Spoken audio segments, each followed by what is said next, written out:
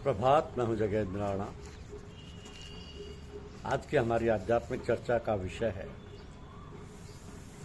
प्रभु से एकाकार होना। प्रभु से एकाकार होना। प्रभु की दया और कृपा अपार है। जो जन उनसे प्रेम करते हैं तो स्वभावतः प्रभु का प्रेम बढ़ता है, क्योंकि वे तो प्रेम स्वरूप है, दया के सागर है। ऐसी अवस्था में प्रेमी की जो भी कामना होती है, इच्छा होती है, वो प्रभु पूरी करते हैं। पूरी करते हैं ये तो कथन मात्र है, तो अनायास ही स्वतः ही पूरी होती है। ये तो प्रभु की अनुकंपा और उनका सहज स्वभाव हुआ। ऐसे साधक की इच्छा तो पूरी हो गई, किंतु उसका जो असली ध्येय है, जो परम लक्ष्य है, उससे वह दूर जा पड़ा। इसलिए साधक को, भक्त को कोई इच्छा नहीं करनी चाहिए।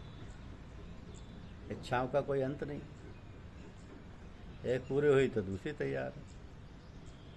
इस प्रकार मायाजाल या माया का पसारा फैलता जाता है। हम मायाजाल में फंसते जाते हैं और प्रभु से अलग होते जाते हैं। इसलिए साधक को या भक्त को भगवत प्राप्ति का जो परम लक्ष्य है, उसके सिवाय कोई इच्छा कामना नहीं करनी चाहिए। जब साधक या भक्त प्रभु की छत्र छाया में रहेगा, उसके प्रेम में, उसकी भक्ति में सराबोर रहेगा और सब ओर से सिवाय प्रभु के कुछ नहीं चाहेगा, तो प्रभु प्रेम की वर्षा स्वतः होने लगेगी और उसमें साधक की सारी आवश्यकताएं स्वयं पूरी होने लगेंगी। एक बार जब साधक या भक्त अपने आप को समर्पण कर देता है, तो प्रभु उसको अपनी चरण शरण में ले लेते हैं और फिर पूरी जिम्मेदारी उनकी हो जाती है। तब वह फिर भक्त को अपने से विमुख नहीं होने देते।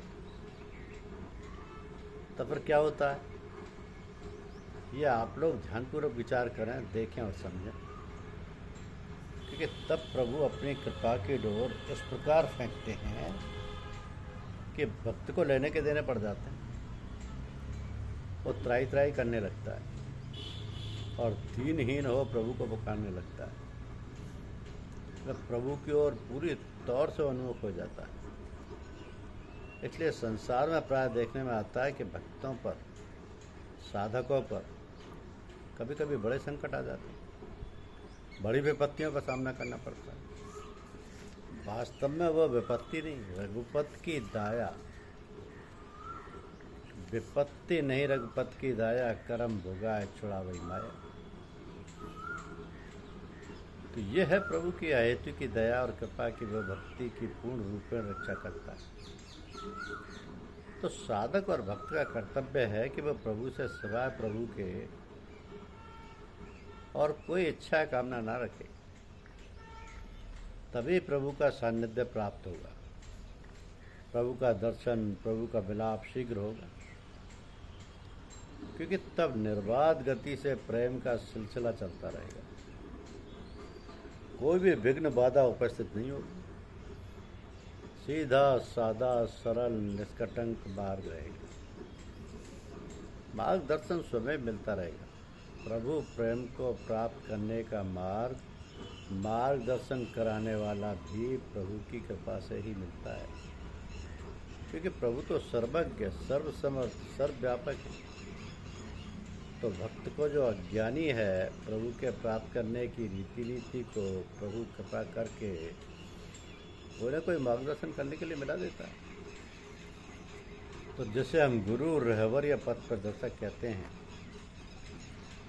किंतु ये होता तभी है जब साधक या भक्त के अंतर में अभिलाषा और अनन्य प्रेम होता है।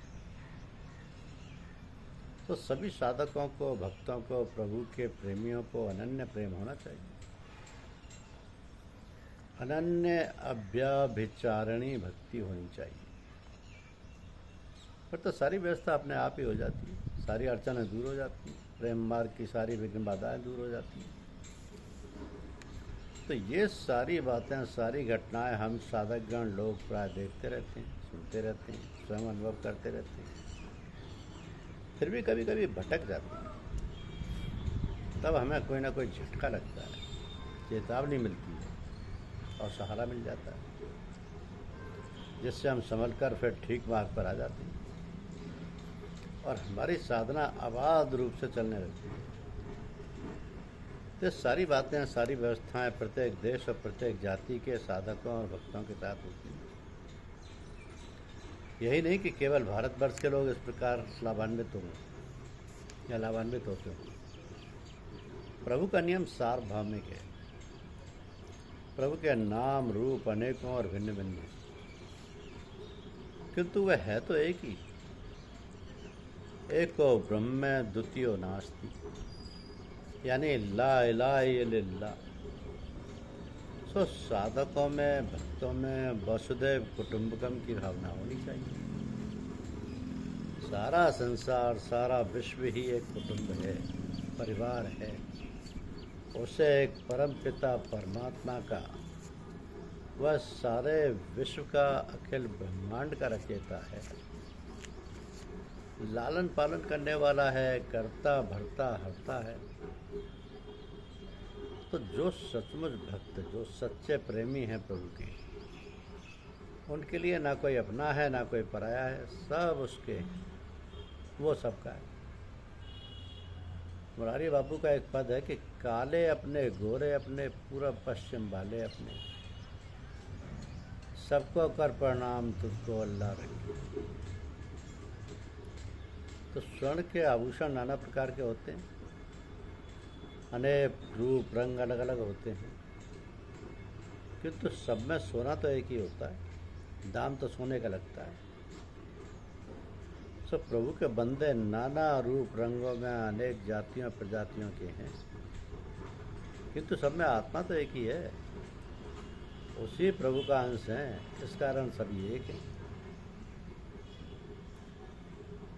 भेदभाव केवल रूप रंग का है, जो केवल भ्रम है। यह भ्रम तभी दूर होता है जब सत्य रूप से प्रभु और हम प्रभु के बन जाते हैं, तब यह मिथ्या जगत भासने लगता है।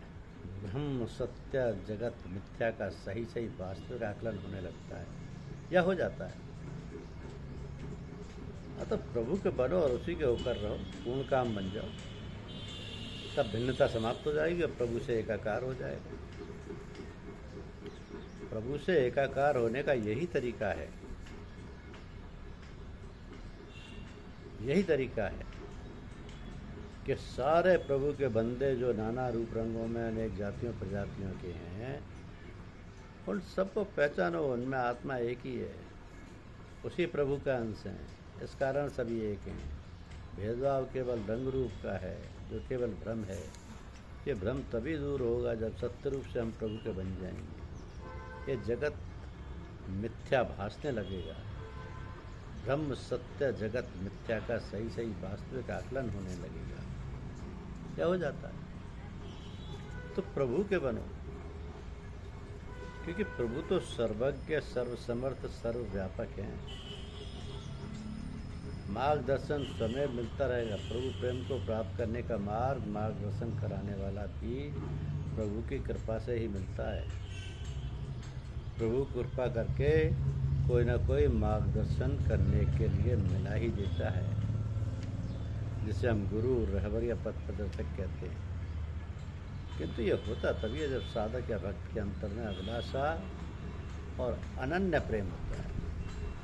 तो सभी साधकों को, भक्तों को, प्रभु के प्रेमियों को अनन्य प्रेम होना चाहिए, अनन्य अभ्याविचारणी भक्ति होनी चाहिए। फिर तो सारी व्यवस्था अपने आप ही हो जाती है, सारी अड़चनें दूर हो जाती हैं, प्रेम मार्ग की सारी विघ्न बाधाएं दूर हो जाती हैं। सारा संसार, सारा विश्व ही एक कुटुंब है, परिवार है, उसे एक परमपिता परमात्मा का और सारे विश्व का, अखिल ब्रह्मांड का रचयिता है, लालन पालन करने वाला है, करता भरता होता है। तो सचमुच सच्चे प्रेमी हैं प्रभु के, उनके लिए ना कोई अपना है ना कोई पराया है, सब उसके हैं। इसलिए प्रभु से पूर्ण एकाकार हो।